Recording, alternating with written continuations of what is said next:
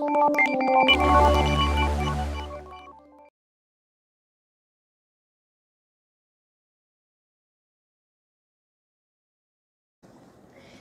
the hottest day of our Ho Chi Minh City, what can we do to cool our minds and bodies?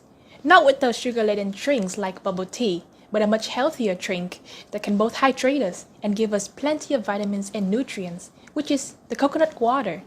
But this holy water is not nutrient-dense to serve as our summer drink.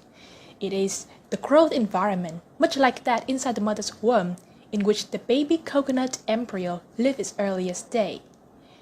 In our plant lab of IU Coconut Project, we crack open the coconut, let the water flow out, and pick the embryo to let it mature in a different way.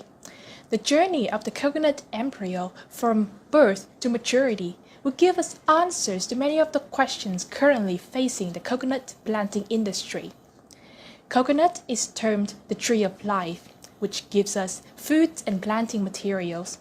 But the live trees around the world are dying due to reduced production, disasters, and diseases. Imagine exporting 100 coconut trees from Vietnam to Brazil to be planted, and then after you have waited 10 long years, all of the trees die because they cannot withstand the local root diseases.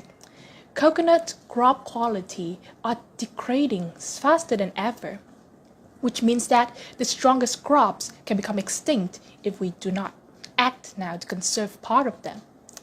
Countries around the world are joining hand in hand to combat this issue, and that's why our project's aims is to join with the coconut conserving movement with our 3 sub-branches: cloning, breeding, and marker group. In cloning, the baby embryo will have to leave its cozy nut to live in the laboratory glass tubes, and we raise them up like our kids, giving them extra sucrose and charcoals. Basically, we try to culture and clone them inside the lab to reduce growth time. And sooner, we will clone other parts like leaves or undeveloped flowers. Next comes breeding, when we prepare the soil for the coconut to grow themselves. But it is at this fragile transition stage that many fell ill and fail to adapt, so we need to constantly measure their growth and watch out for diseases or bugs. At marker, we look at them at the molecular level, to the genes, to the DNAs, and those sequences called markers that decide which is the fittest variety so that we can plant more of them or create better hybrids.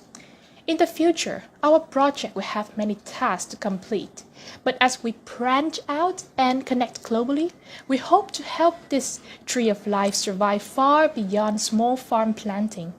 Later, our work will help you drink more nutritious and better tasting coconut water. But please remember, many hardships a coconut tree has to face during many decades to create a sustainable life for themselves and for us humans. Thank you.